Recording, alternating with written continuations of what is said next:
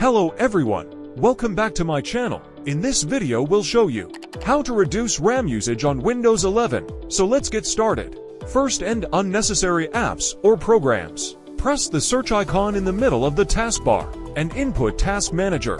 Then click the best match to start. In the Task Manager, click the Processes tab. You can see the apps and programs that are running below. Move to the Memory column. You can see the memory consumption.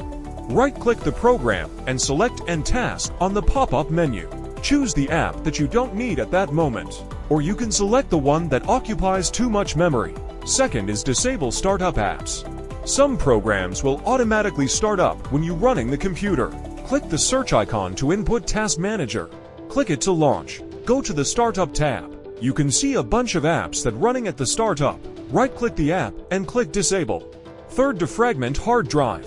Click the search icon to open the Start menu and search for defragment and optimize drives. Click the best match result to start. You can see the drive here. Click the one you want to defragment and click Optimize option.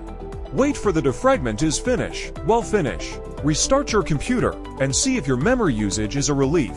So, that's all for today. And I hope you liked the video. Don't forget to like, share, and subscribe.